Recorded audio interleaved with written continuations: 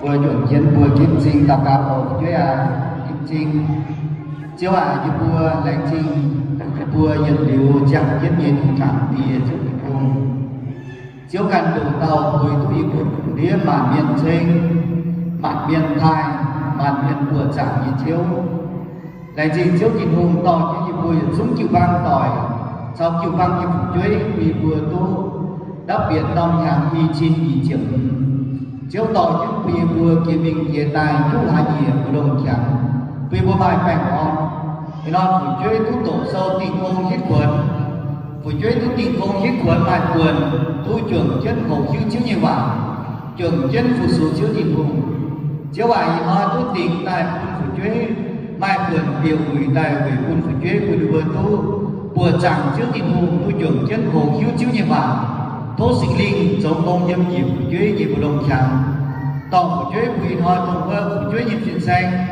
giáo chia dùng cháu của đứa hổ hiếu thọ của đứa bên chiếu thịt hùng nhẹ nằm yếu bên chiếu thịt hùng nhẹ chuối bên chiếu thịt hùng nhẹ khu toàn khu xía chiếu không chiếu nhìn sinh linh tỏ chân quỳ quỳ hỏi ấy vừa kia con vừa chẳng yếm tao án thao gì án mai dùng sa tàn hùng nhẹ chá thôi chiếu thì vừa xin gọi thầy cô thôi chiếu tỏ cho quỳ vừa dùng dùng dầu suốt ta quỳ quân chiếu thì nông nghiệp vừa tu chip giang làm chiếu hải vừa phụng bữa nhiên chạm hộ phụng chiếu tỏi bữa này xin chiếu nhiệt in tỏ chỉ tàu cả và tinh chiết sinh như bùa. Amen.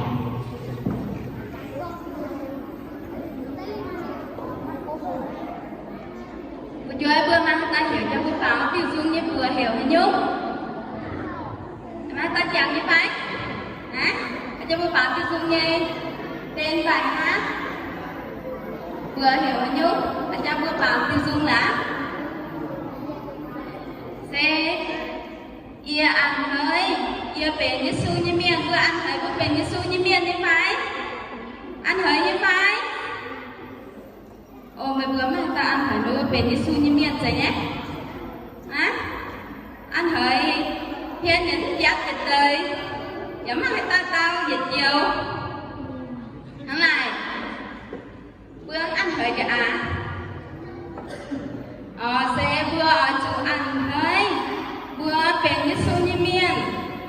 Nếu nóng hổ bữa buôn bữa nhé cô phải ở tại cóng thảo in hoi cô hổ nhé hổ tao. Sẽ cóng thảo bữa xỉa như su như miên. Ác hài tìa con nhà ở chủ ác hài cầu bảng bữa nhé xin chào.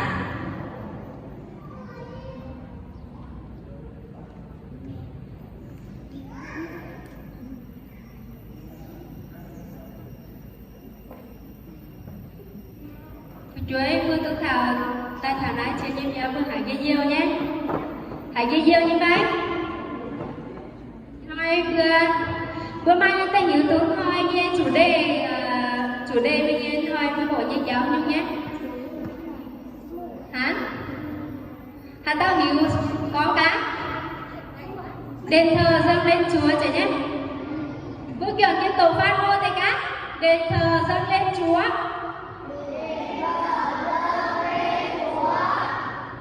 Sẽ câu hỏi sinh tình nếu đi thôi vừa hổ mai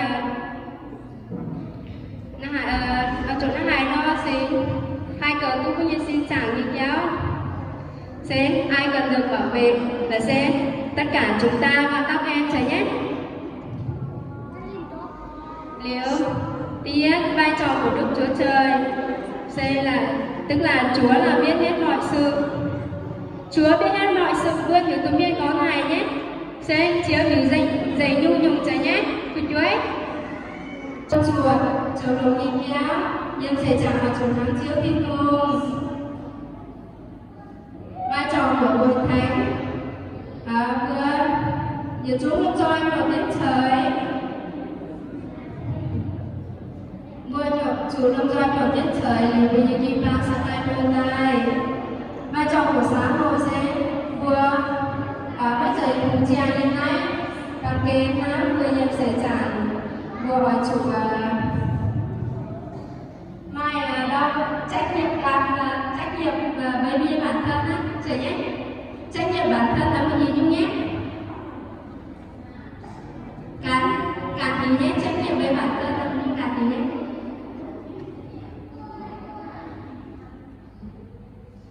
Năm mươi những cái vai trò của trẻ em nhé. Những vai trò trẻ em nhé là sẽ trách nhiệm của chúng ta vì chúng ta có Đức Chúa Trời tạo dựng một cách kỳ diệu. Nếu vợ chúng mai trách nhiệm cả bên bản thân trẻ nhé. Vợ chúng mai trách nhiệm cả bên bản thân. Vợ chủ tránh xa cám dỗ và những điều xấu xa để không thất bại trong Chúa trẻ nhé. Vợ chủ tránh xa tông về những kéo điều vừa thì là nên phát thiên hôn để bị hỏi tông là vừa và hội nhê sẽ và ái để cho vui vẻ.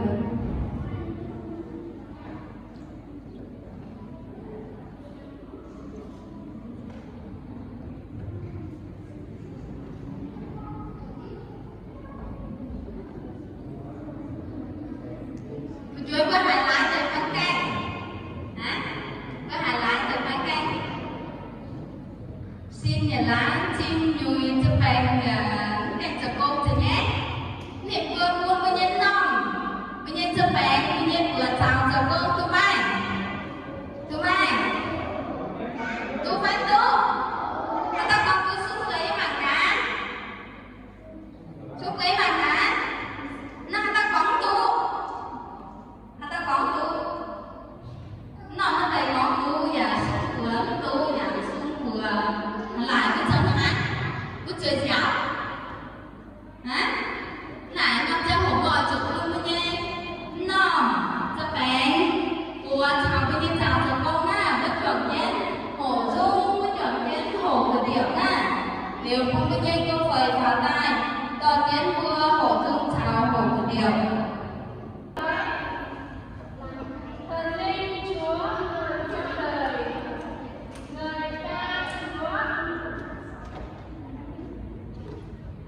Hãy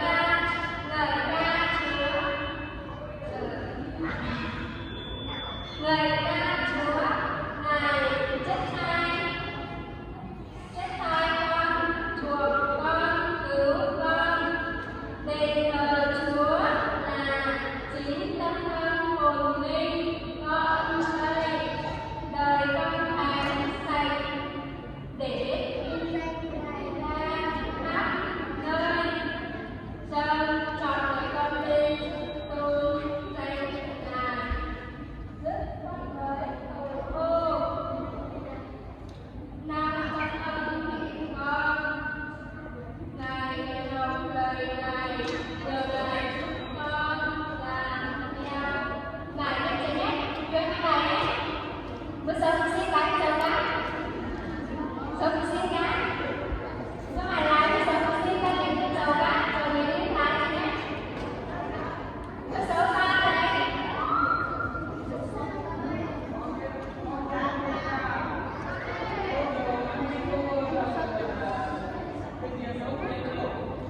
Ghiền Mì Gõ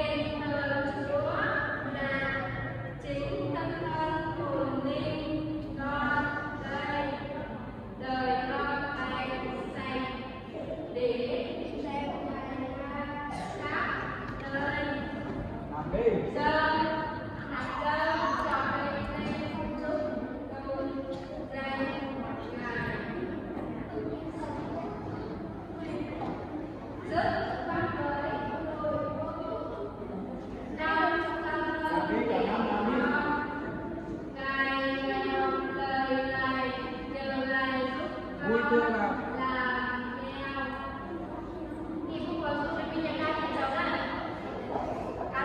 hấp dẫn.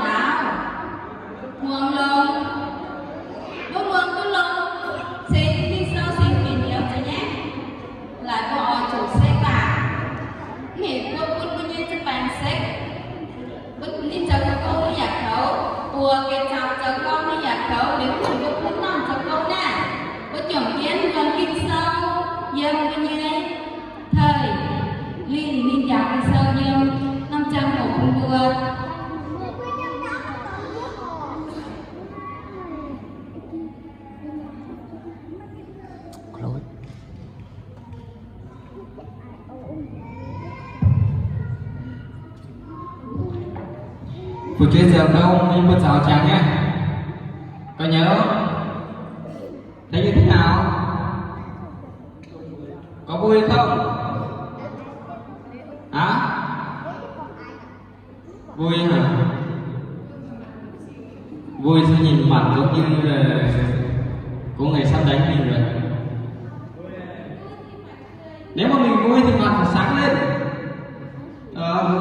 Dương cái bé lên này không? Nhưng nói mặt sáng lên mình mới mở mắt to quá mà. Đúng không? Rồi. Giờ là gì bây giờ tiếp theo như em. Bố tô hai bây giờ cô tỏ bố vào dung chia tay.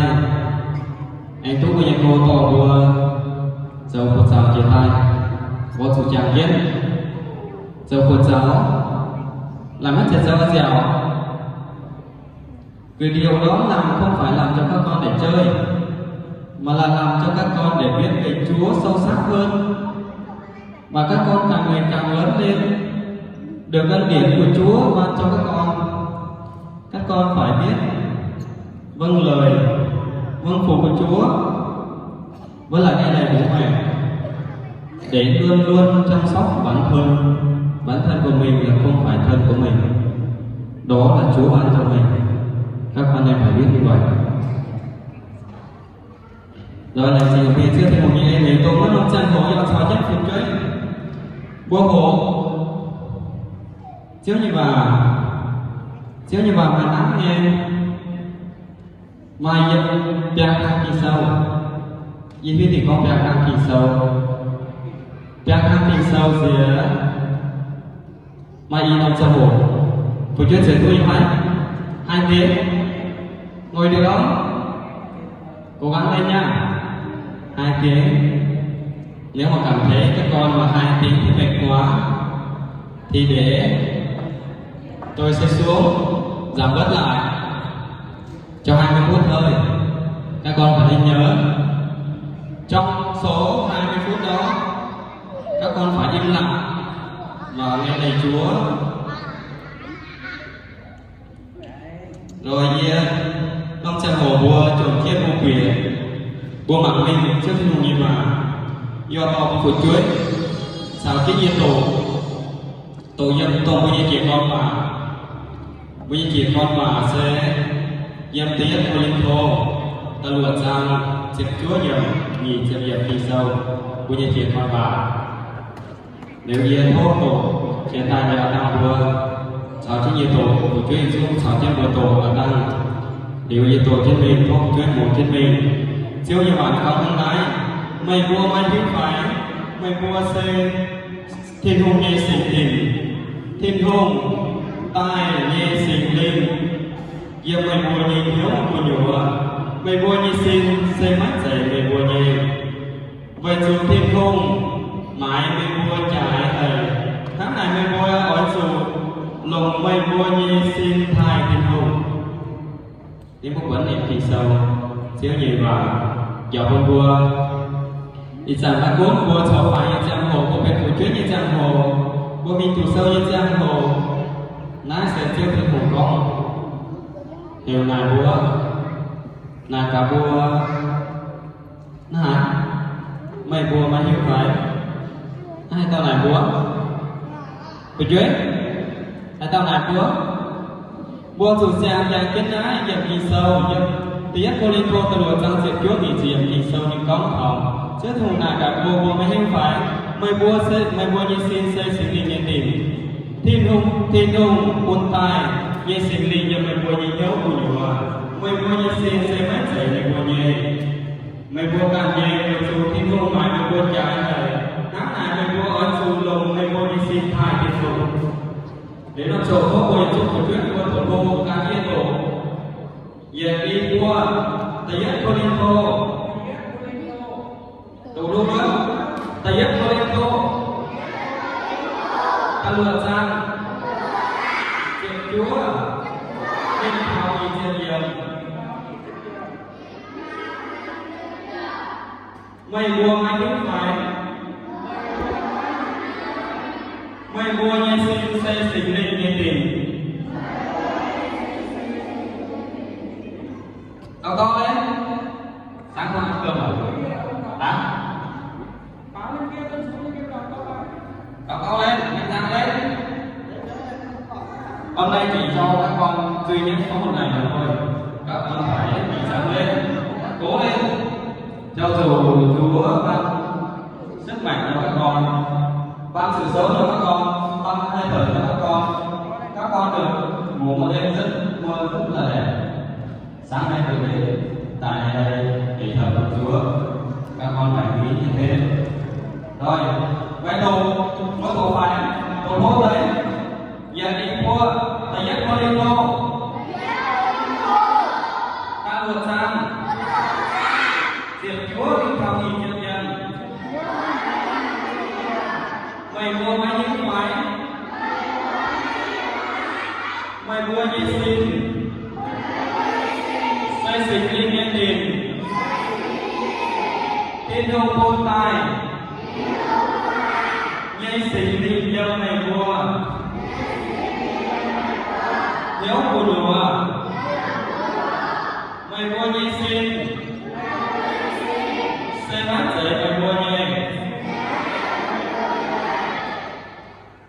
Vậy dù thiên hông mãi mày mua trái này. Tháng này mày mua oai sụp lồng, mày mua nhây xin hai thiên hông.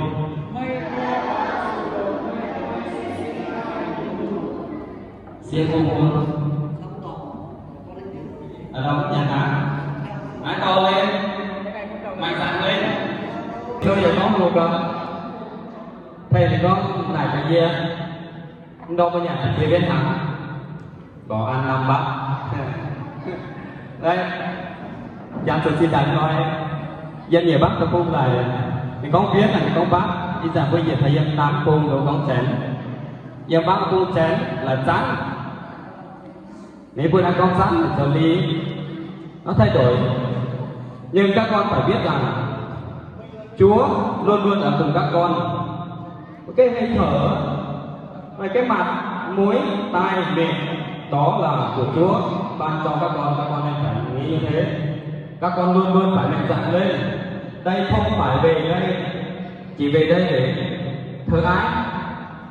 Thờ ai các con biết không? Thờ phượng Chúa, chứ không phải về đây để chơi. Các con luôn luôn phải mạnh dạn lên. Tại vì các con càng ngày càng lớn, đó là Chúa ban sức khỏe cho các con, có đủ ăn đủ ngày. Các con nên phải biết cảm ơn Chúa và cảm ơn bố mẹ của các con. Các con phải mạnh dạn lên, đọc to lên để cho Chúa như thế nào? Anh thấy? Vì giờ sẽ như thế nào như tuổi sâu. Vì nhân thì với mặt thì ảnh và ba phẩm tuổi như thế. Vì nhân thì cùng xíu cùng này nhé. Và sự chạy nhất sẽ có bạn ta phụ phải yêu một phải rồi nhá. Nếu mà tí nữa ai đọc nhỏ tôi sẽ xem con này đây để đọc lại cái câu như này đây.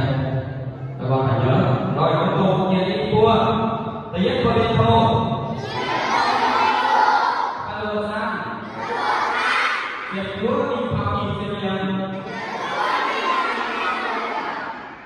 nhìn xem nhân mày mua mấy chiếc máy mày mua những xe chuyển đi nhân tiền thì không buồn lại như xỉ đi dám mày mua những nhóm của mùa mày mua những xe máy chạy mày mua nhé mày dù thì cô mãi mày mua cái này tháng này mày mua hỏi dù đồ mày mua như xin hai thì ngủ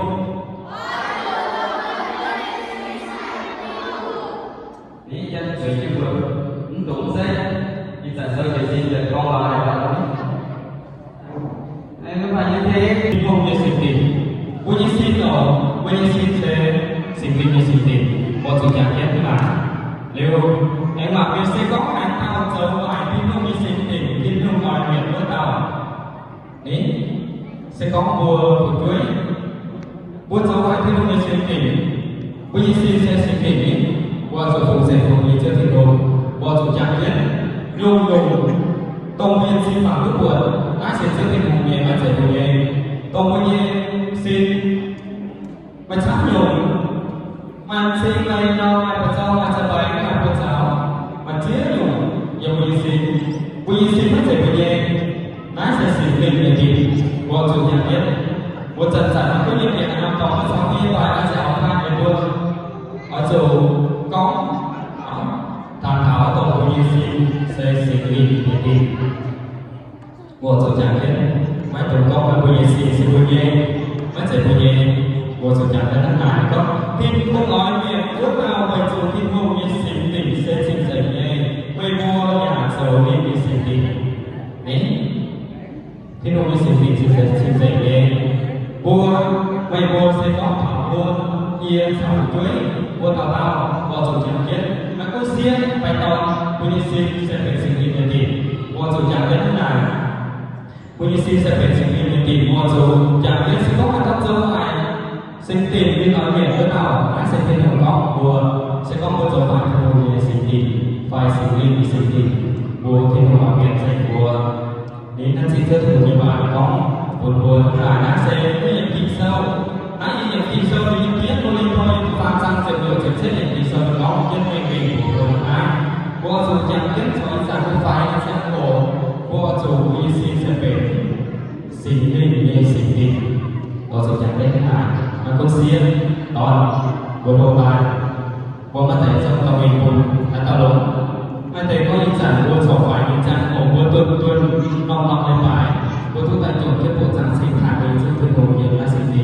nhấn bảo biết cô thầy để tai nếu cô có chuyện trước khi biết thông tin trước cái gì cô tổ sâu cô bởi cái hỏi đáp đi cô chỉ đáp đi để chết buồn đã buồn có chủ trạng chiến xin đảng nhiên rất dấu chiến bộ chủ trạng chiến buồn nhiên tôi xin đảng mà nhiên tôi có cổ phụ chơi nhiên sau phải nhiên ra đồ nhiên tôi chỉ phạm nhà nhiên để bác tập hồn chỉ phạm nhà nhiên tôi là chính sách của nhà em để tôi chỉ bằng mình vô hiểu gì viết chế tài rồi khi mình hiểu viết chế tài nó sẽ tạo hiểu nó sẽ hình dung hiểu cụ thể của thực trạng như thế nào như tôi chỉ bằng nhà so với bạn buồn bởi một số chức tình huống và sau khi chỉ bằng rồi dân mình đủ chỉ bằng như sáng qua nó chỉ tìm hiểu nhớ vậy về chủ yếu là về điện áo tổ truyền viên điều gì tôi dân thiện cái nón còn xây dựng địa năm 2006 như tôi điện thoại lái điều là chính sáchของnhẹ này tôi tỏ trên địa chế định thảo ý chí sẽ nhẹ tôi dân là làm lại như tôi đi điện thoại ấy vì hắn hiện tại là thủ thuế dân tồn tại để tôi đi điện thoại rồi tỏ trên công sao xẻo cho cái điện thoại đại cao đại cứu gửi tin nhắn nếu cái tư nhân thảo ý chí sẽ phàm thiệt tư nhân thảo ý chí sẽ phàm lại cho tôi này buồn như xin mãi giải buồn thì không được không phải là tôi biết được vậy rồi gì để tao về vài ngày như viên thuốc sự kết với của chủ nhạc trên ăn nào quân hô tai của chủ sản phẩm vô số đến trước khi thôi thì chẳng những cái là về để tao chơi cô hay hiện nay những bảo là gì trước khi thôi tôiคิดhiện tại để lại gì phải tôi hiện nay chỉ bán các là xe để tôi biết hiện tại thì chẳng những tôi sâu hiện nay nó sẽ tôi hiện lòng gì để cô có buổi chơi bỏ trong thứ nào bỏ trong sản phẩm như sinh mắt trẻ của mình bây giờ xin sẽ sự kiện tiền bỏ trong phương thiên đồ đổ của đô ta nó cũng sáu trên của mình bốc tiêu bốc bia bốc yên vì cái tiền có nó tập tiền của đô nãy để làm cái gì đồng ý bữa đồng ý y là đồng ý bác tiền đồng ý bỏ trong sản thế nào với chủ vài những cháu đi sản sẵn chia đà vài những cháu xin này này đầu tiên chỉ của chủ bây giờ tiền mạng trở thành trở lại tiền của chủ tiền tiền của chơi buôn điện thoại của bên đầu của chủ mày của con mày thấy ăn ấy nữa mà chạy khổ nhé mày rút cầu nhé vậy chủ ý rằng nếu mà chủ điện thoại sao có khổ của chủ chẳng thế nào đấy là kỳ sâu này thì giàu học của sẽ có như xịn tình thiên hùng sẽ ở biệt với đạo vô chủ chẳng biết nái chạy có hải tao nái chiếu như mà có mây vua siêu vua vô chủ chẳng biết nắng nào quay đi bảo gì được kỳ sâu bên tây thì thôi ta lừa chăn sẽ đưa những kỳ sâu nãy giờ kỳ sâu nhà con kỳ sâu này con thảo quân vua gói châu thiên hùng nghe sinh tình sao hữu phạm ăn hải mà hải cả trộn đấy vua tôi hải kia ở nhà cái con thì vua thiên hùng nghe sinh tình sao hữu phạm ăn cả trộn của chuyện sẽ những tình con có sợ phải trong một người bao nhiêu y chẳng có sự thiên hùng nghe miền sao có sự thiên hùng nghe miền nó ăn cả trộn nhiều đấy thiên hùng nó chưa như bản đầu thì của mình nó là của chủ nhà biết vài chào đón hàng đầu tiên nắng tấu nói ví dụ giống như lửa với nước nó có sống chung được không? Cái đó không thể nào sống chung được, nó sẽ là một bên thất bại, một bên thắng. Các con phải biết như thế. Bọn dùng chẳng biết nếu bởi bản thân mình hai người con vậy dù như mua dấu chẳng biết như thiên hùng như sinh tình hát thiên hùng góc mò thiên hùng đấy là kỳ sâu công tác cả kỳ sâu bao lâu về giáo kết của mình của sự chẳng chết của lồng chết chĩa của một địa bàn và lồng chết chĩa của sự cao cáo của trước thiên hùng còn đó buồn của dạng của cháu về vào tối nhẹ nó là một cái bộ sự kỷ niệm của nó là để quay vào những mình đã kỳ sâu có một cái của sự có các tụi nhỏ quay vào những mình anh có như ỏi xảo như phải vì như ỏi dân như mua đồ như triệu dấu như mua như thịt đồ đấy chứ không như bạn để nó nhỏ vừa thì có như xảo như ỏi xảo như phải vì hát như mua chỗ của tuyết mà vợ xảo như tỏi dân thế nhớ dân thì hà không ia ỏi dân mình mua được ia chiều chấu mình mua như thiên hùng nên mua nhà chấu như bài thịt lấy kỳ sâu nhà của tôi hôm nay lấy những kỳ sâu để những tình hình của liên thô những tình hình của liên thô nên ta lựa sang diệt lựa những kỳ sâu chạm thức của mình nát tại kỳ sâu cái con mình đó mình phải coi như là con bấy họ thì là nó không có tổ chiến nào bây giờ chúng tôi dạy và dù kỳ sâu mình khổ kỳ sâu mình có một buổi chung của chuyện và một trong những nhất buổi đi xin sẽ sinh nhiên thì sẽ có một cái tập trở lại anh nhớ buổi trở lại xin nhớ sinh nhiên thì tao vào miền Bắc thì biết buổi trở lại sinh nhiên thì tao vào miền Bắc cái chẳng nhé thiên hùng rồi thiên hùng ở miền Bắc bây giờ có một thiên hùng địa bàn đó là để quay lại cái gì dân tập phá một thang thì có thảo y thang lái xe của mày y thang kỳ sâu và y kiểu kỳ sâu địa bàn công dân tế của linh thô nhân tập phá xanh diệt đuổi nhiều sao dân tế của linh thô tập đuổi xanh diệt đuổi nhiều lấy chuyện lái tế lái nhân dạng về tôn trò kỳ sâu như mình tôn trò địa bàn lái tế y thang y diệt kỳ sâu lái này có thể xảy ra có cùng từ lên em là đền thờ và chúng ta là đền thờ chỉ vì hội thánh là đền thờ của Đức Chúa Trời. Cái cục từ anh em lái xe con thảo một mùa sẽ cho tôi yêu biên bản đó lái ra thực này các tài lái sẽ đi hiểu đi sâu các tài sẽ về tổ dân chiếu hạ và đi chiếu hạ lái có cục từ anh em tổ vua chủ đang nhất vua sẽ hai mươi xin xây dựng những gì đấy là cái điểm nói tại vì những cái sâu tôi mình cũng có những cái dây mà đi chạy đi thôi dây chơi của những người mà những phải đi căn như là nó sẽ đi người mà giờ chỉ tốt được ai những phải đi con tôi mình tôi phải sẽ tôi bồi những số của tuyết và của sử dụng cái mình thôi còn dùng chẳng đó nói như con cuộc tư anh em là việc thờ những vô tông có thể đi để phục vụ cho các tài thầy y chiều mà cho lại các chút sẽ về hiện chiều của hiện chúng của thủ thuế và của lỗi của thu lượng của nhân sinh xây phát triển của nhân xây dựng với gia đình đều được có và chúng ta là đền thờ chỉ vì hội thánh là đền thờ của Đức Chúa Trời chỉ không bảo khác đã được thì sự có và chúng ta đã sẽ mua như xin phát triển của nhân của chủ nhà nhất xin như xin tình anh chào đến công đồng hiện chỉ đã sẽ về mua nhận số tổ chức phạm tội của chữ phạm tội sẽ về trước thiên thu nhẹ làm nhiều của chủ nhà nhất chịu phạm tội sẽ có điện thảo công thành là nó gấp chung của những chúng phạm tội một chuỗi trên cổ có phải đào tạo của chủ nhà nhất là đã nhận bị sầu điện bóng tên về điện phương phạm luôn của chủ nhà nhất để bữa này để mà chính mình công ty sâu lá này có phải có thì mình có sẽ bảo nữa còn anh em là đền thờ trong đền thờ quay vào tôi thấy như sơ này anh có để có tiền thảo tổ trong tổ vào đi sâu lên biết với đền thờ được sang sẽ trước thì diện đi sâu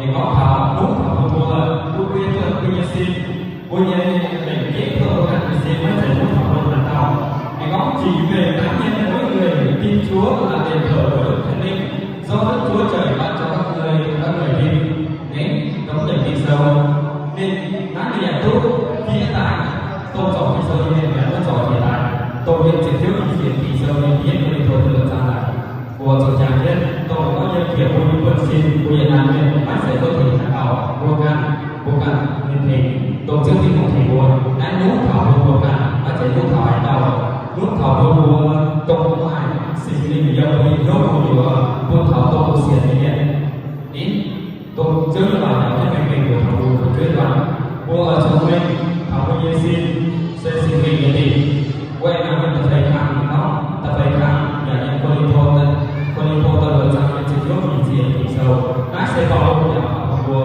có lâu có nhà bài nhận chúng bài piano thì họ có cơ hội để piano tí hiện dùng sẽ có ăn ái và chủ hiếu thảo của xiên trước nhân viên tí hiện dùng người tin Chúa không biết mình là đền thờ của Đức Thánh Linh đấy của phụ chúa của tôi của xiên trước thiên đồn của xiên trước nhân viên của nguyên tố của nhân xin sẽ phải sự tình nhân viên nãy này nó sẽ bảo như thì có gì có xiên trước của nhân viên và ta sẽ có những cái là giảm cái đồng thái của chúa của chủ thiết của đồng nói nhiều cũng là cái này tất nhiên dùng tôi người tin Chúa không biết Đức Thánh Linh đang cho chính họ đấy chính họ đó là chính mình chứ không phải là chính họ vợ chỉ chẳng những ai mình đúng vào lối đúng trên chào thảo vừa so với bài như giang hồ cô xiên trước thiên hùng cô cho mấy những tốt xỉ tình dầm của nhiều nhau của nhiều và nhiều mùa của nhiều vợ chỉ chẳng biết hắn là tôi bên tập pháp những ngày chào thảo vừa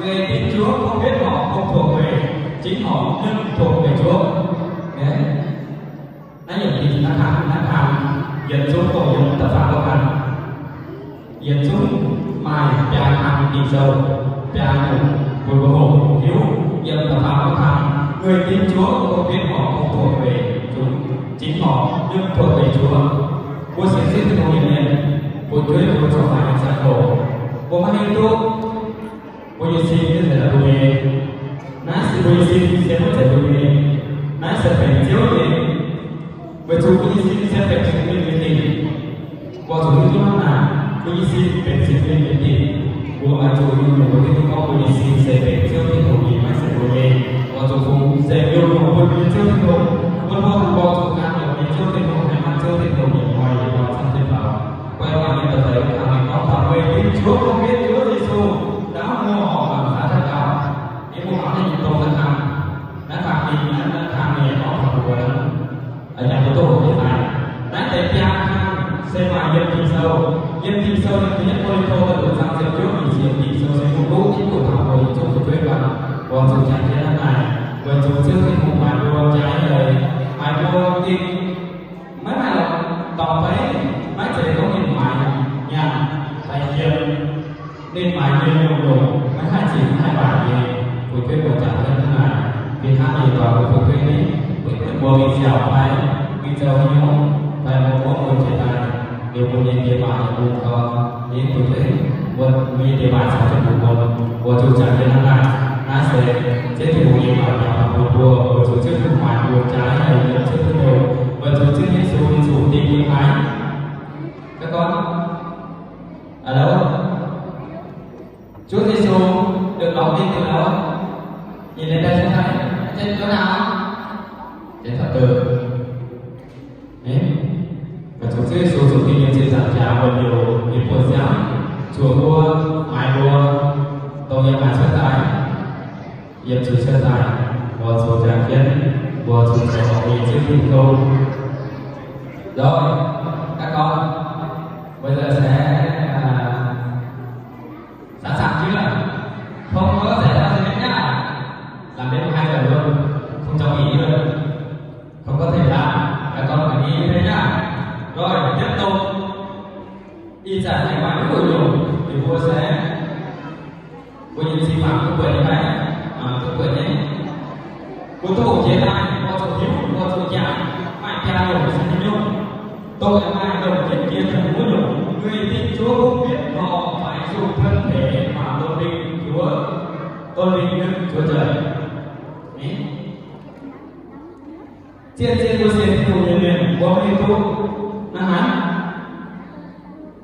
Vua có lỗi xin giảng của số vui trước thiên đồng được số vui xin giảng thai với trước thiên đồng được vui xin giảng báo dung sinh trước thiên đồng vì hắn nhận giảng tham thảo thuê của mình mày vua mà ở lầu kéo tổ chỉ cho như bạn một thời gian hùng như là nó có gì nó là cái gì như vậy nó có gì nhiều nhưng phải hiện tại có trả năm tội của sẽ nhận dạng là có hai tài có chủ trang biết nhân ngồi chẳng nhân nó là cũng như sẽ xin quy như tiền không xảy qua mai có chủ lục kiến phía có chủ phải trước thì cũng cầu trọng chía điều lục máy bay thì bay vô khảo của khả năng sự tiến độ rồi thái nhớ ý giả là những kỳ sâu xây dựng thể hiện vì thể hiện sang sẽ phép ý diện kỳ sâu để chứa mạnh giao nhiều thì còn có tổ hiếu có phần ai nhớ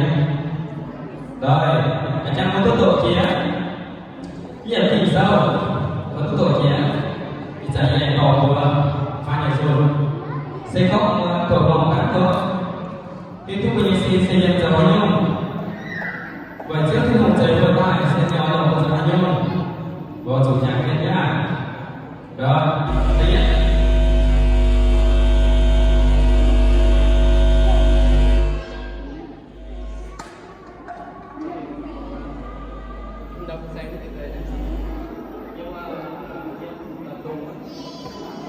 đây là cả trực tiếp này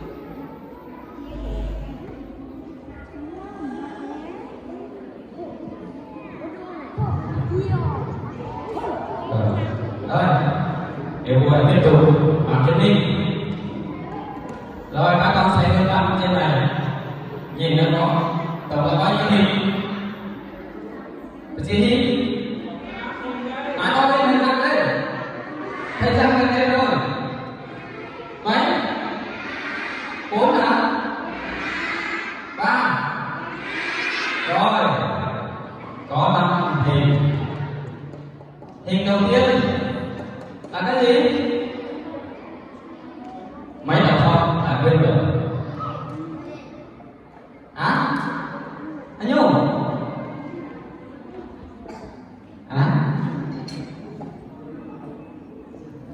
không chả pengaku tu buat kisah kita ni buat jangan yang dia telefon kalau sang secure ni jadi hanya buat saya tu punya saya sinh đi tiền đọc to lên buôn như xin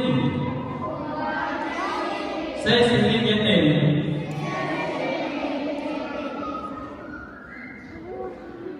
này nó một tổ số cờ một tổ cờ vậy buôn như xin sẽ sinh đi tiền đọc to lên anh rằng đấy buôn như xin sẽ sinh đi tiền Yang ibu vua nhân xin xây sinh linh yên tiền.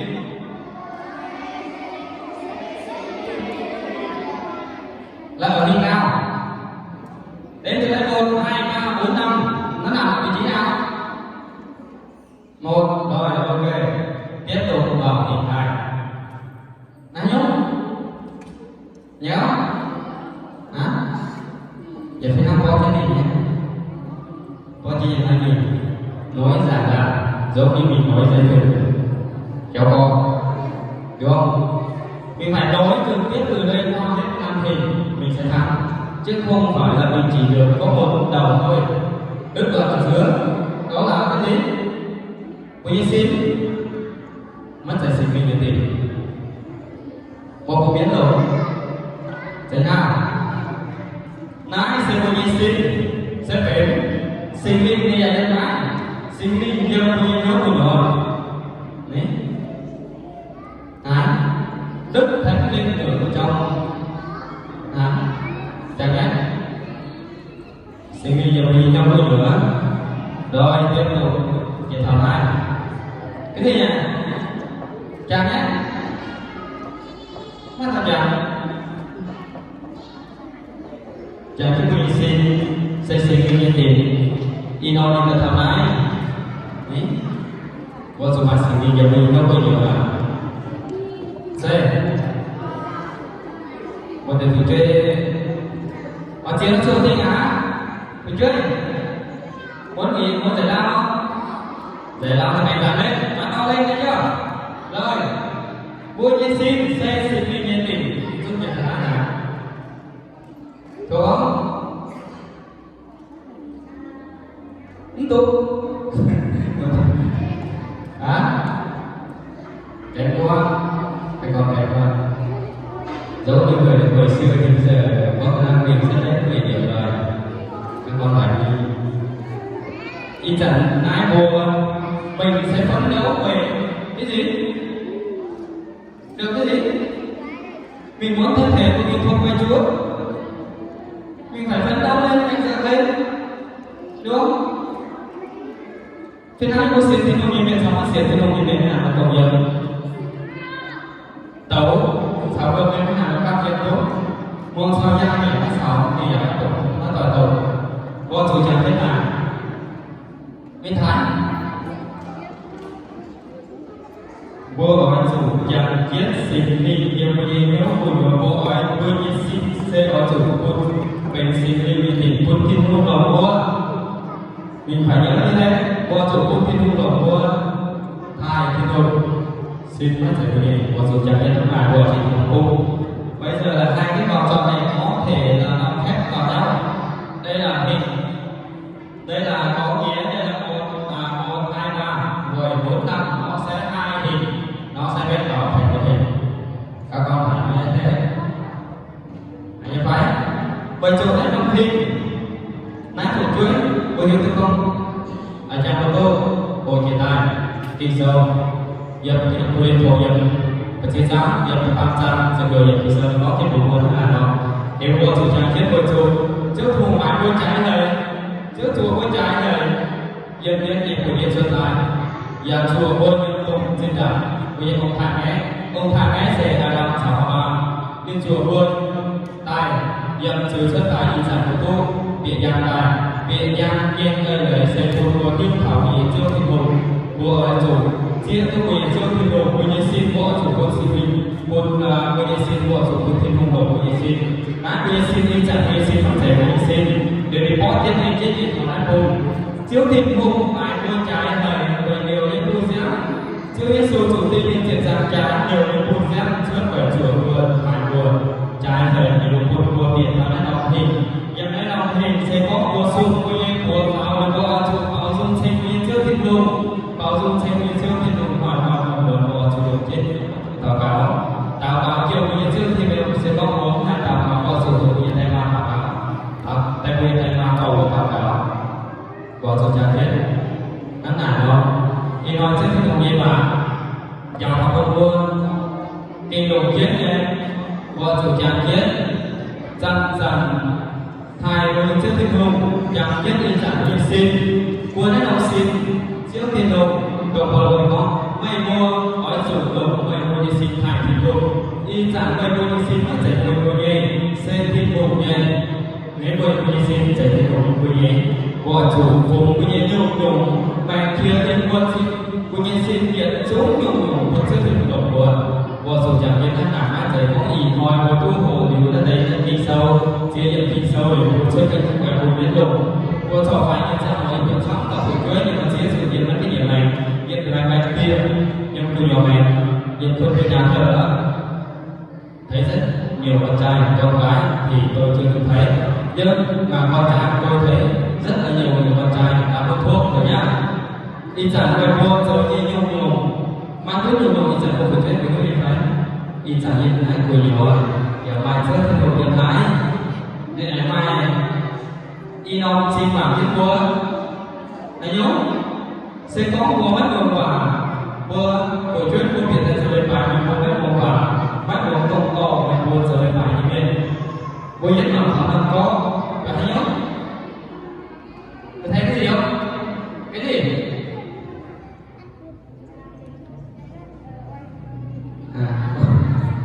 wifi hả đây là wifi rồi vì mày làm gì nữa bộ bạc không ai nhập mày thả các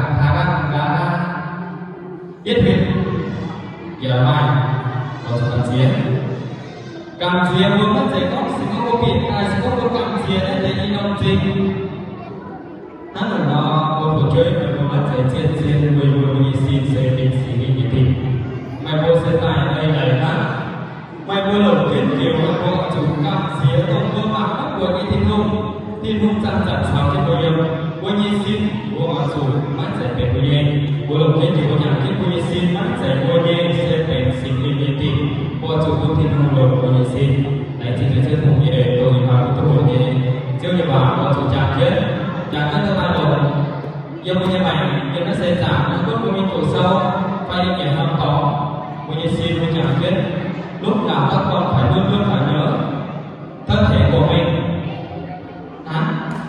thân thể của nó chà vừa là phu bé của quy xin sẽ xin lên nhẹ tình và trả cho các ngài tôi vào cái thổ thì sâu thổ sẽ được của anh có thể sẽ phú nhiều đồ đồ của phụ tuyên văn sao mà đồ như thế mà sẵn sàng phu xin chữ thân về phu sang bên kia là đầu tiên kia có thể một căn hai mai trước thì sông mây mai trước thì khá có những thằng một phụ cưới nếu có những phụ cưới mà còn có những fan chưa thi thủ tôi thường sẽ đi một buổi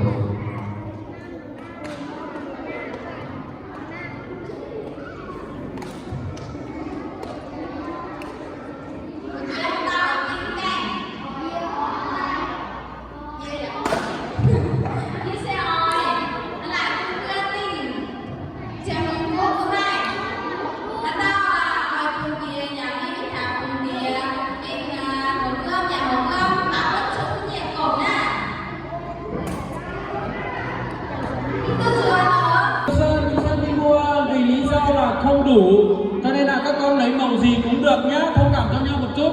Cái này có chú có đi mua được một bình này thôi, xong là các chú lại đi mua thêm cái này, tại vì ở trên quán là không còn một cái này. Không phải là chú không cho các con đồng loại một số, chú rất là muốn cho các con đồng loại một cái, nhưng mà các con thông cảm cho chú là không có cái này nữa nhá. Các con nhận được cái này thì các con cũng vui lòng, mà các con không nhận được cái này các con cũng vui lòng nhá. Thấy chưa các con, nghe chưa? Đấy, các con nhận được cái này màu xanh này các con cũng vui lòng nhá, nghe không?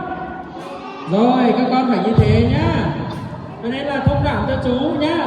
Chú cũng rất muốn là đồng đều một thứ cho các con, nhưng mà lý do là không còn nữa thì chú sẽ không biết đi đâu mà tìm cho các con. Bỏ chân xuống này. Thì chú sẽ phát cái này nhá. Đây xin nhờ giáo viên phát cho các con nào.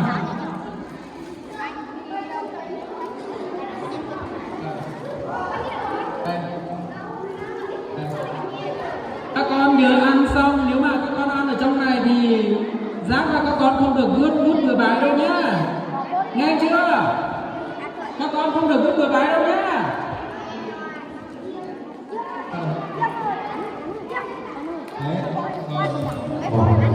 đi dạ dạ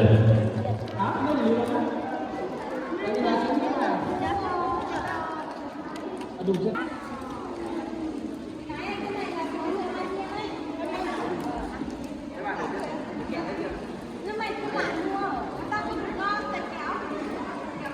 Cô chú ơi, với thuốc cho nhiều kẹo, các con không được dùng đồng loại một kẹo, các con có vui lòng không? Hay là buồn? Các con vui hay là buồn? Vui không? Đấy, vui như thế. Một số mình phải thông cảm cho nhau được không? Đấy, phải có thông cảm, sự thông cảm. Tại vì rất là buồn các con có sự đồng một lần đẹp nhưng mà đi xong. Đã con đứng lên nào, đứng lên, đứng lên, đứng lên. Quay các con đây. Sài Gòn mấy mai dân nhau nó mai mưa xa Sài Gòn mấy mai dân nhau nó mai mưa xa Sài Gòn mấy mai dân nhau nó mấy đêm trên trên yêu mình Sài Gòn mấy mai dân nhau nó mai mưa xa Sài Gòn mấy mai dân nhau nó mai mưa xa Sài Gòn mấy mai dân nhau nó mai mưa xa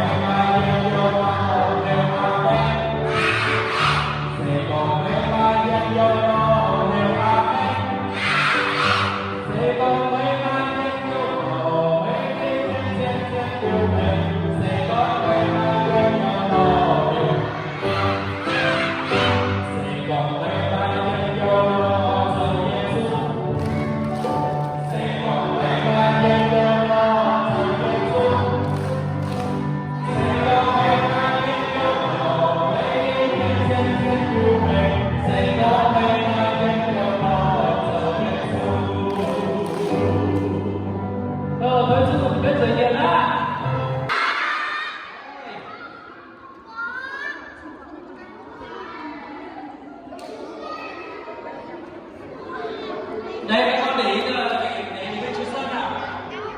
Đây là cái gì nhỉ? Đây là cái gì đây các con? Nên chúng ta sáng nay bước vào năm giai đoạn chúng ta gọi là thân thể ta là gì? Thân thể ta là gì? Thân thể ta là nến. Nói to lên, thân thể ta là gì nhỉ? Đúng.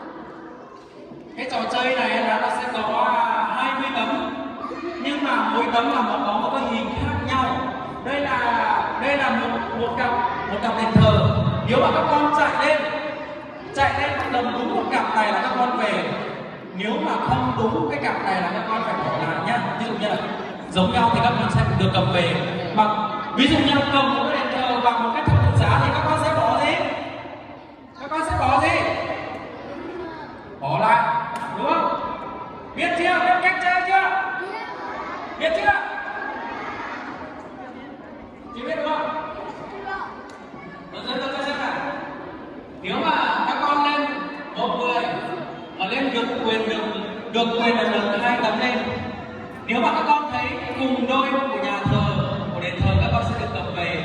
Nếu mà các con thấy đây là đền thờ nhưng mà bên này là thập tự giá thì các con sẽ không được cầm về, nghe chưa? Và bạn tiếp theo sẽ tiếp tục chạy lên được tiếp nhá.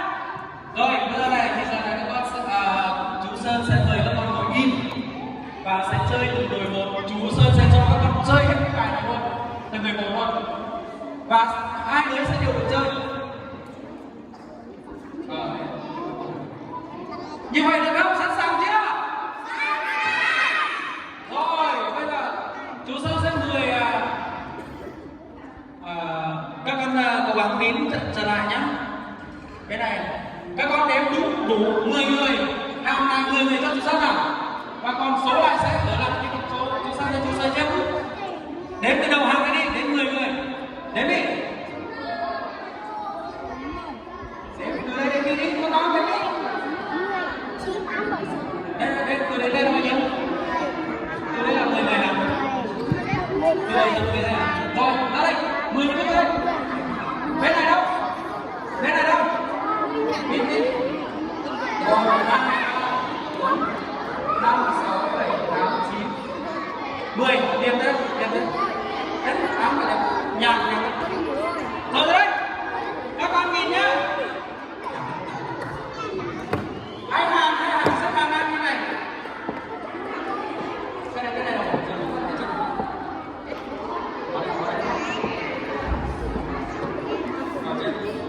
Hai hàng ra đây. Ra đây. Con này.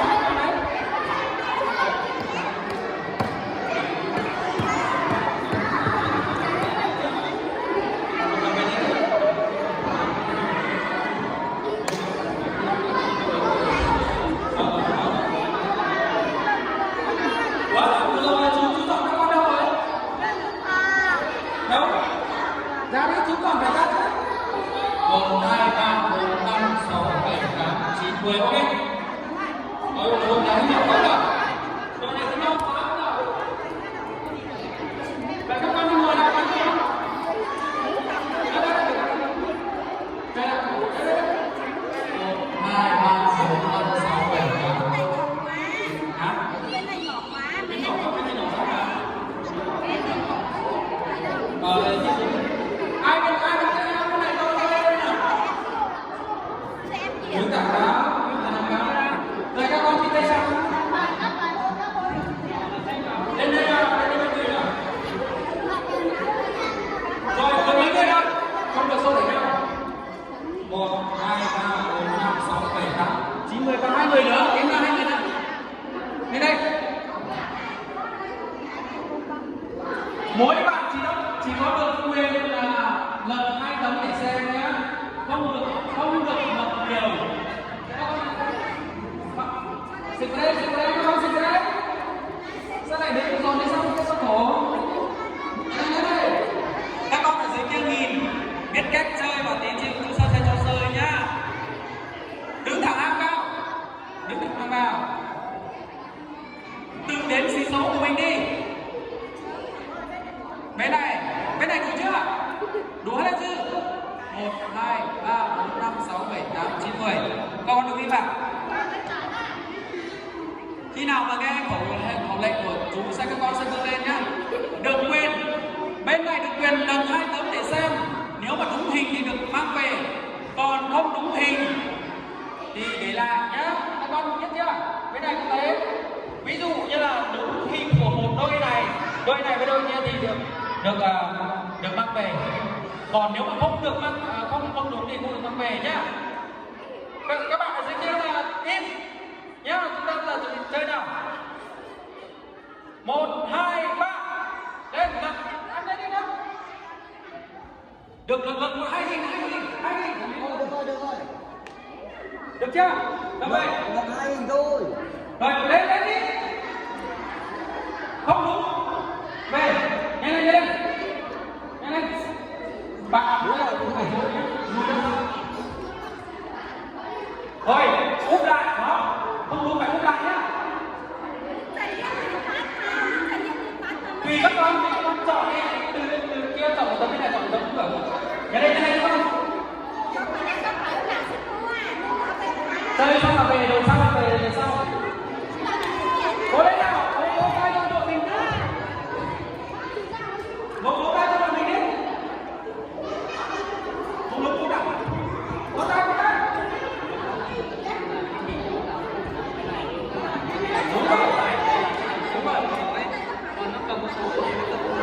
Đúng rồi. Cái hình này là nó nằm giải rác. Hai bên đều có, con đây có mình lần, bên kia có mình lấy thế này. Có ai không? Em là nữ là được phép là hai rồi cái này xong đây không bị cháy đâu nhá. Cố lên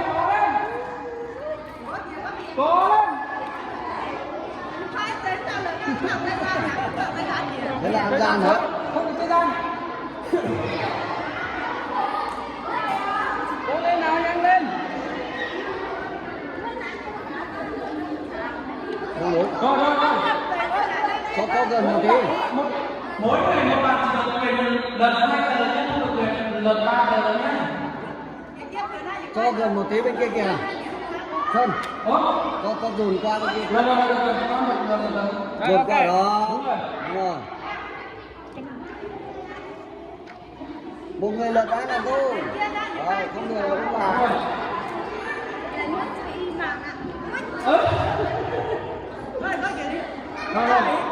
Không được.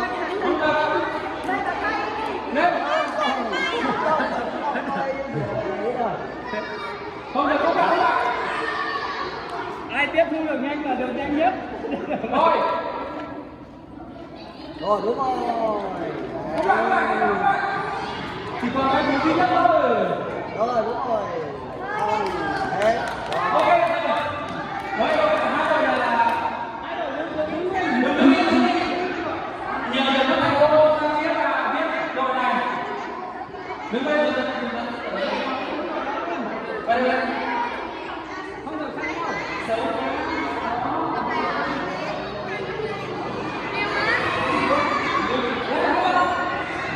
Đây là đội nhiều nhất, đều hả? Rồi.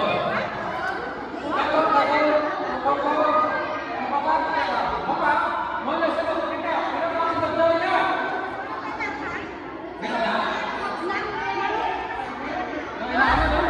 Đều hả? Đều là muốn ta đều không? Có phải ai xem nhau rồi? Ở đây không phải đứng lên cái đồ nào đó. Đều đúng không?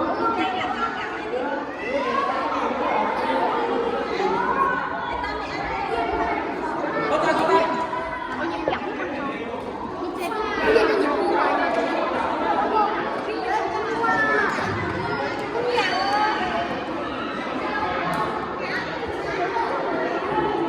Rồi nào còn muốn chơi cái nào? Chúng lên nào. Ai đến chơi? Ai nào? Bây giờ các con lớn rồi thì ngồi lại một tí nhá. Bây giờ chú sẽ chọn một này, con đây, hai đứa này. Vâng.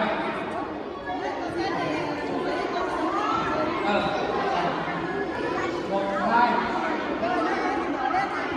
ba, bốn, năm, sáu, bảy, tám, chín, hết đấy. Đây đấy con. Các chị sẽ nhìn này. Không người rồi, các con không có gì ăn đâu. Đây. Đây, đây này. Đóng cái này này. Đây. Con một cái cặp. Hai đứa. Đứa mấy người rồi. Đây.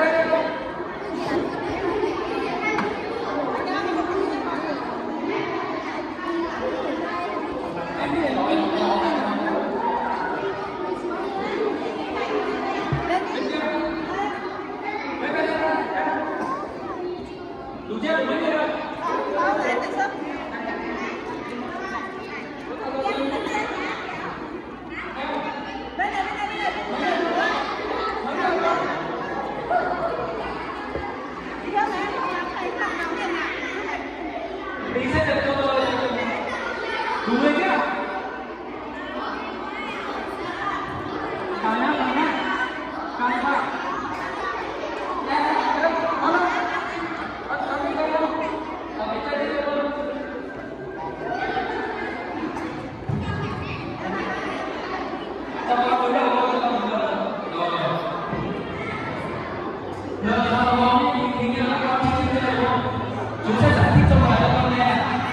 thì này nó nằm bất cứ một chỗ nào đó chứ không phải là một bên nhá.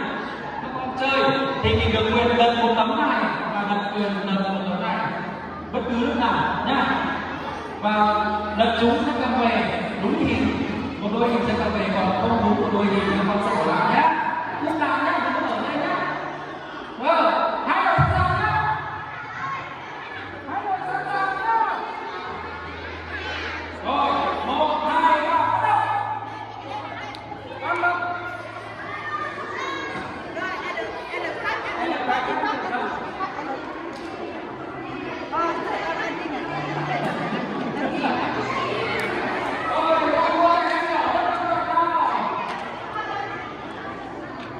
Rồi con đứng ra sẽ không đặt nhé.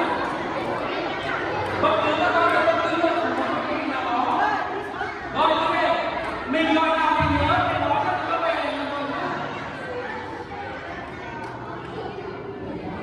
Bên này nữa, đó bên này nữa.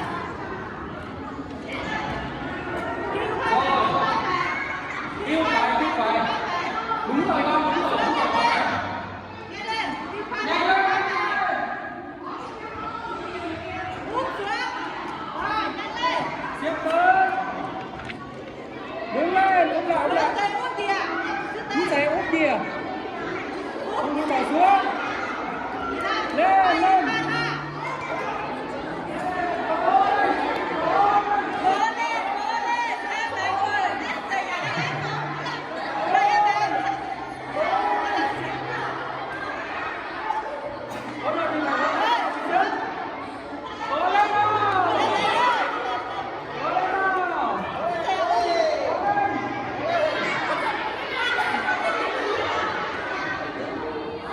Ở dưới là quan sát này, các bạn của mình đợt lên là những tờ nào, các bạn ở đâu. Cố lên, cố lên.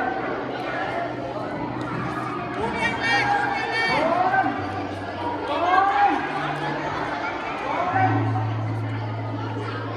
Cố lên. Bật đi, được quyền, được quyền, được quyền, được quyền. Nhanh lên, nhanh lên. Rồi, kìa.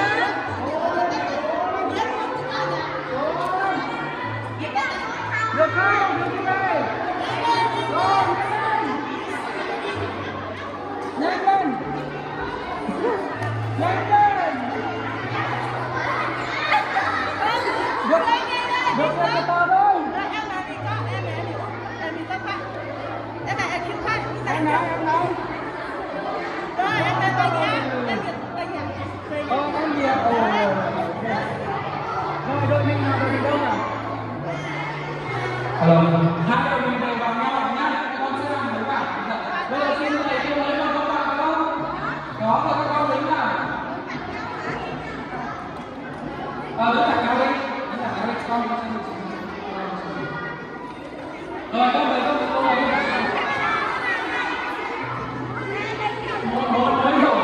Mỗi đội thì cho trên một người nhá, con có cả đó. Được không? Mỗi đội thì cho trên một lần thôi thì sau nhiều quá nhá. Các con đói, chúng thương các con không đói nhá. Thì sau khi chú sẽ giải thích về cái trò chơi này cho các con. Tổ là nhất trinh không? Thì sẽ chơi được chết à? Nhá. Rồi, bây giờ vào đây. Bây giờ không phải là con hái đảo cho tôi. Bây giờ đến tổ này. Tổ này bây giờ các con được chơi chưa? Tổ này được chơi. Bây giờ kiều đấy, kiều kim ta này các bạn này các nhầm đâu các chị hay là lần này đấy đấy 1, 2, 3, 4, 5, 6, 7 đấy đấy 8, 9, 10 ra đây đây ra đây con kim kim kim 1, 2, 3, 4 đấy mỗi loại đủ 10 người lên đây đầu tiên đây cái này của 10 người nhá xong rồi vẫn đứng đây này đứng đây không ra ngoài đứng này đứng đây kìa đứng đây kìa sống kìa rồi đây chúng ta đặt đấy 1, 2, 4, 5, 6. Mọi người nhá. Đấy. Mấy người đó. 2, 3, 4, 5, 6, 7, 8, 9. Một người nữa, 10 người. Một đội nào còn thiếu một người nữa, bạn nào thiếu một người nữa. Lên lên, tóc lên đi. Lên chị lên. Về đây chị cùng mà, chị cùng đi lên đây. Đi đội đồng lái đi con.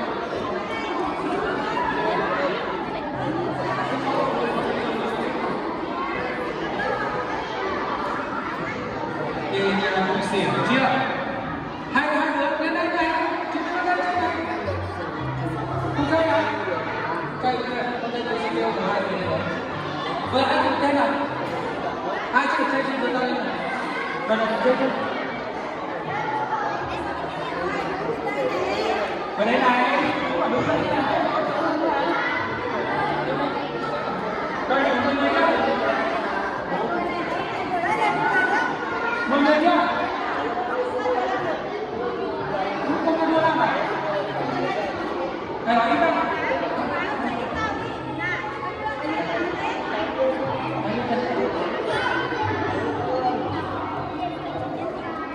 Đủ chưa? Cái này để treo đây, Vinh đi treo rồi đó.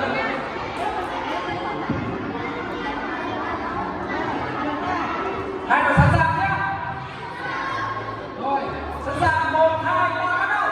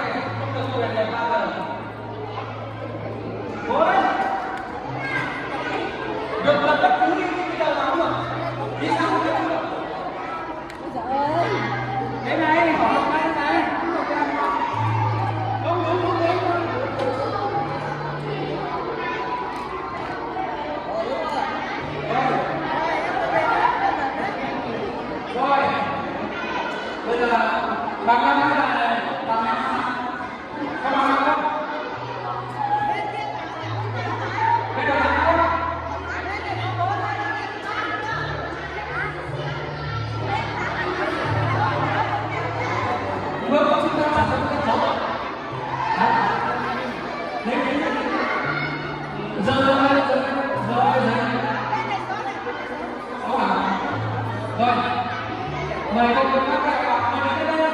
Đến đây. Đứng đây này. Xong rồi anh chưa quên. Này quên. Đây này. Đứng hàng hai đứng này. Đi xuống cái đi. Đứng đây. Đứng đây.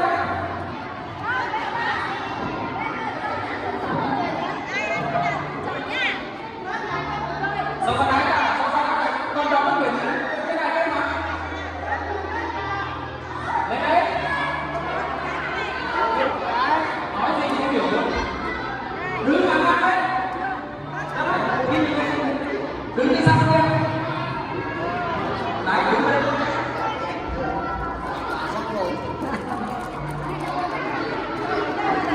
Lên xếp hàng kìa. Lên xếp hàng kìa. Đứng đây, đứng đây không được cái chỗ. Người chơi không được cái chỗ đấy. Sao cái này cái từ kìa. Đọc sách cái này cái chỗ. Bạn vào đây đọc to nhé.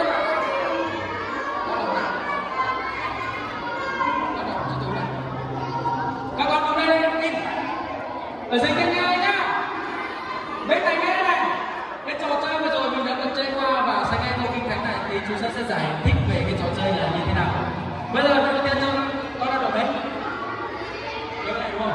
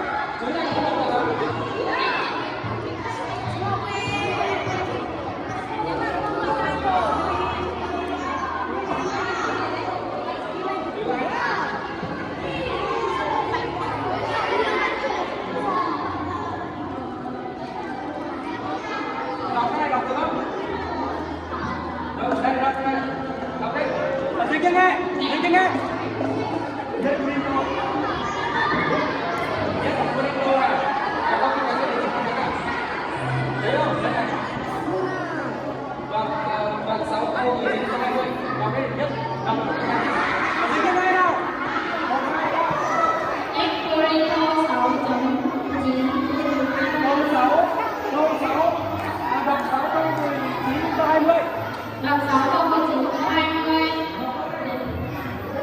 Anh em không biết rằng thân thể anh em là đền thờ của Đức Thánh Linh đang ngự trong anh em. Đấng là Đức Chúa Trời đã ban cho anh em sao? Anh em cũng không còn thuộc về chính mình nữa, vì anh em đã được mua bằng giá rất cao. Vậy hãy dùng thân thể anh em mà tôn vinh Đức Chúa Trời. Bạn lại đọc đi để bố tôi nó đọc.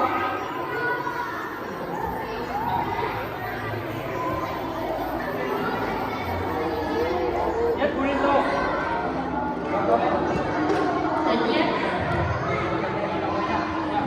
Nhất Corinto. Nhất Không. Nhất Corinto. Đến đọc này không xong rồi đấy. Nhất Corinto. Anh em phải biết rằng vì anh em đã là đền thờ của Đức Thánh Linh đang ngự trong anh em, đúng là Đức Chúa Trời đã ban cho anh em sao? Anh em cũng không còn thuộc về chính mình nữa, vì anh em đã được mua bằng giá rất cao. Vậy hãy dùng thân thể của anh em mà tôn vinh Đức Chúa Trời. Rồi mời hai đội chân này xuống. Bỏ lại cái giấy của chú nào. Ở bên kia chú giải thích nào. Có một số cầm giấy của chú về đúng không? Có ai cầm giấy của chú về không?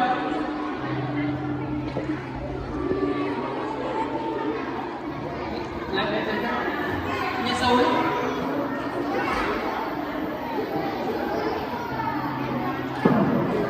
Các con biết đây là cái gì không? Các con vừa mới đọc Nhất Corinto đoạn 6 câu 19 câu 20 là thế nào nhỉ? Anh em là đền gì? Anh em là đền thờ, đây là đền thờ.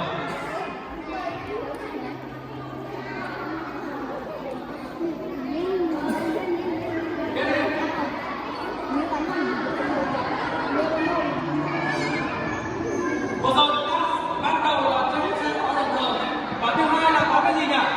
Đức Thánh Linh gì nhỉ? Đức Thánh Linh gì đấy? Đức Thánh Linh ngự. Đó, đây là câu đây là cái mà trò chơi thứ hai, chúng ta có bước qua đền thờ và chúng ta sẽ có Đức Thánh Linh. Đức Thánh Linh chúng ta có cảm động cho chúng ta có sự tha thứ, yêu thương nhau, đó là nhờ Đức Thánh Linh ở trên trong chúng ta. Đấy. Chúng ta có Đức Thánh Linh rồi chúng ta sẽ có cái trò chơi là cái này là cái gì cả?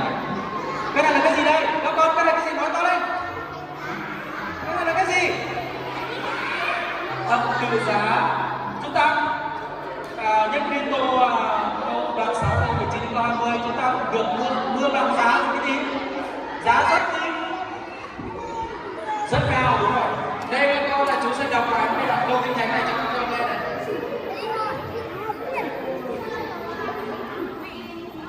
Vì anh em đã mua bằng giá rất cao. Đây là cái này, qua cái này là chúng ta được sinh sống về cái này. Về thứ hai, vậy hãy dùng thân thể cái này này.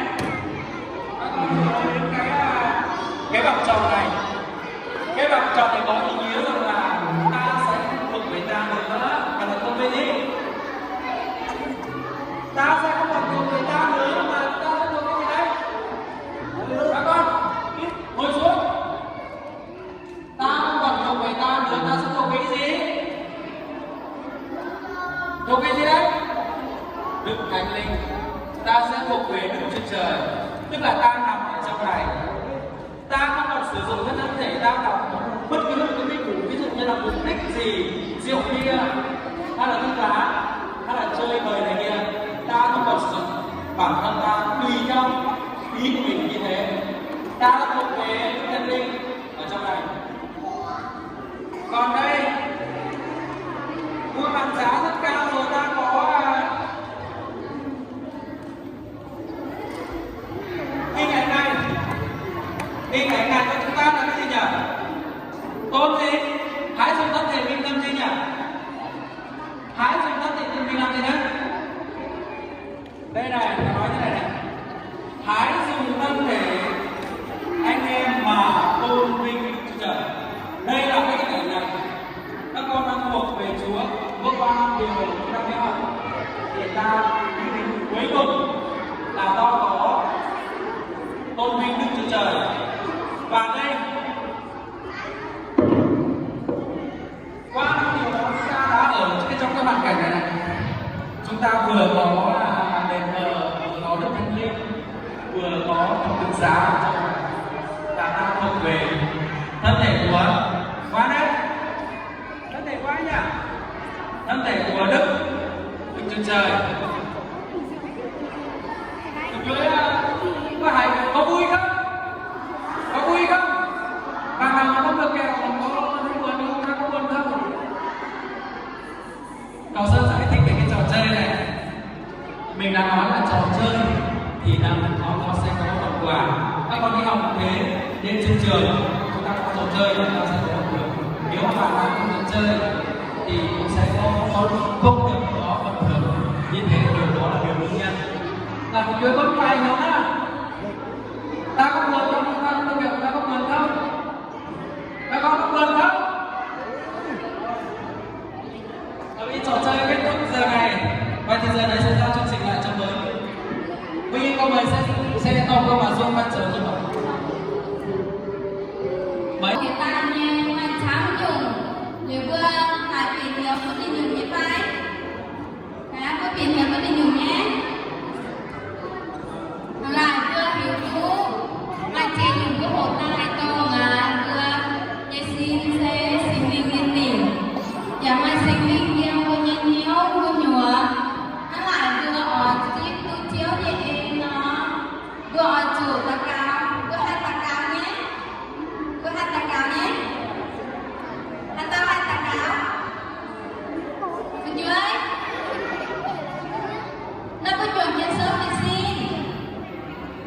Sớm để xin nữa. Sớm để xin. Nếu bị thuộc nhân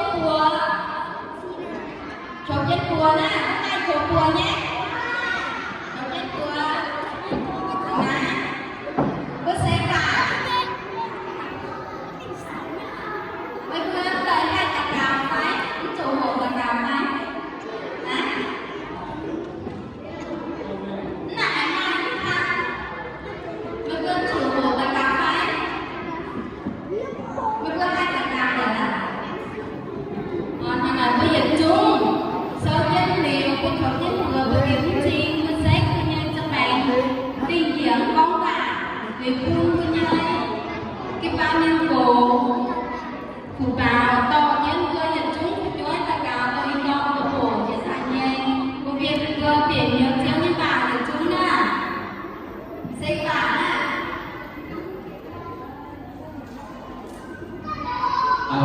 Chúa vừa tập tạo sẽ có cầu nguyện đó là họ chủ kiếm thiên sẽ nhé ơi vừa nhắm mắt ra để không can kia nhắm mắt không được nhìn ai hết kiếm thiên sẽ cứ mà ta hỏi đôi gì khao nhất vừa để con can kia đó con miệng ơi kiếm sinh tập tạo có can nhiều ô chiêu à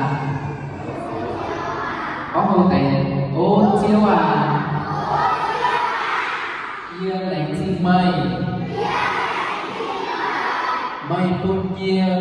xin khảo mây Ye hiếu Ye xin xây mây Ye xin tìm Ye hiếu Ye mai xin đi Ye hiếu của nhùa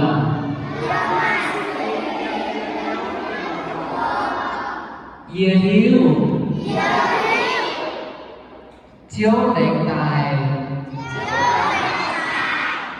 dám điều trước xây bảy nhiều nhiên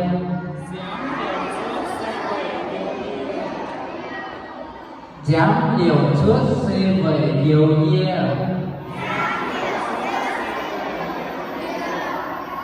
Ye hiếu Ye xây bảy chiếu nhây Ye hiếu Ôi chung lồn Ye xin bảy xây chiếu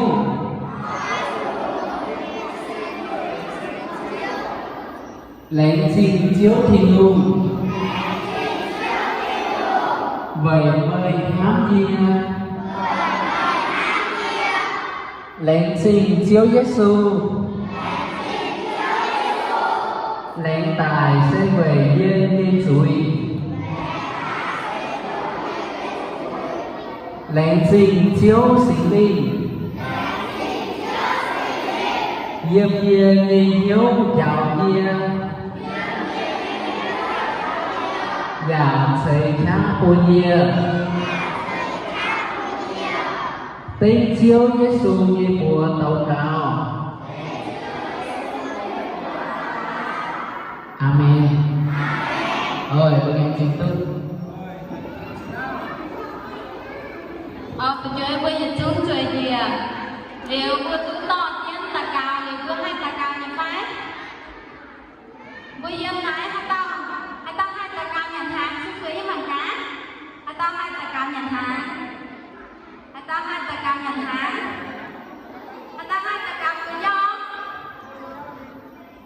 ồ mày vừa lỗi cũng tà cao phải nhảy xuống nữa mày vừa hai tà cao nhé hai vợ chủ hồ liêu vợ chủ kia nên tà cao ha nếu năm chân hồ của anh hồ tôi dung tôi má tu này là gì bây giờ nói mà chắc là hai tà cao này là gì rất luôn năm hồ của anh thường chén hồ giật tiên dung liều vừa anh chờ cửa điểm ha nếu không bây giờ cô phải to chén vừa hồ dung hồ cửa điểm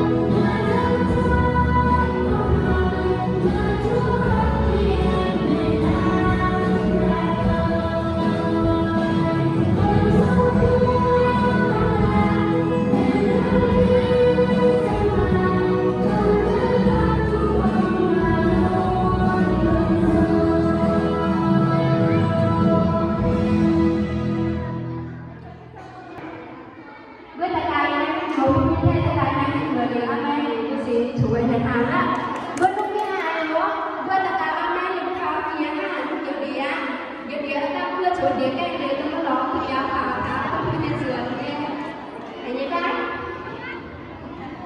chú sẽ đây thông báo các con là sau khi các con cầu nguyện tâm lý xong thì chiều 1:30 ta ăn cơm xong ta về ngủ, tầm 1:30 ta sẽ quay lại để nhà thờ Đất Đế nhá, nghe chưa? Nếu mà buổi chiều mà ai không có mặt sẽ không có quà mang về. Cậu Sơn đã gói quà sẵn hết tất cả rồi, có đông đủ tất cả các quà. Nếu mà con nào không đến thì sẽ không có quà về đâu nhá, đến mới có quà, còn không đến sẽ không có quà. Và sau khi giờ thầy xin mời thầy Liêm lên đây cầu nguyện ta lễ. Mời mời các con đứng lên cầu nguyện ta lễ xong ta về ta trả lên cho kia có không? Tôi chơi chàng cái đồ cô hai viên thầy sau những con bồ bùa kiểu bố phải tụ 1:30 là mình không được ngủ nhá. Có sức khỏe lên một chàng cái đồ cho chị có in chim và ta cao lên với nó đọc bồ bùa trả nhìn xem hai giây cũng đã để trả cái gì lại 1:30 là tôi sẽ tiếp tục ở bên hai cái bài đầu tiên của giảng sinh trước thiên hồng để làm sao của chỗ trên hình sinh của ta cao giảng sinh trước thiên hồng hay gọi là gì hay trước thiên hồng thì siêu mình quần siêu như siêu đi siêu mình tổng tra cản tỏ cho mình vừa tôi như đó nhưng tôi lại có phục truy trường trên quần giảng sinh trước thiên hồng trên đại nam chân hồ tôi như đó nhưng mà chắc thằng em ai cũng trước thiên như mà em ai thả cho quần truy mai sáng mình để sao tôi vừa trở thành trò chơi sáng nhiều chia nhiều nhẹ một quần truy một mùa hạt chia trước thiên hồng một mùa hữu thị công tôi như xin sẽ mất dạy một nhé tôi như xin sẽ xử lý những tình chiều là câu chuyện thông cảm là sẽ thú gì không quân gì tôi nhận xuống còn vừa to như biên giải quân gì thảo tôi quân chuối tôi có hồ để vừa chủ chẳng trên đủ mất là khô tôi mà đủ hồ bị động đủ hồ không nắng hài nó hài sau còn trước thiên đô tôi như xin hài nó mấy dạy tôi như nắng hài nó siêu là sẽ cần tham nhiều tổ chức như vậy thì có liên thôi em được sang sự chúa như gì thì sâu là có thân mình siêu mà có cho mình nhỏ thằng của những vừa sau gì sau những chức quân truy người ta tạo thô hiếu nhiều chức chẳng gì để vì nhau tôi có người tu của chẳng chưa thường thì thằng con trai một cha hồ gì thì kẻ tôi sẽ thuộc ra quân truy lại chẳng kiến dự án Việt Nam và sản quân người tạo ra những chiếc suy nghĩ tài về cơ thiên của giảng sinh phải chân thực hôm nay chưa bao giờ hôm nay bây giờ không sinh kia tôi chưa không khán giả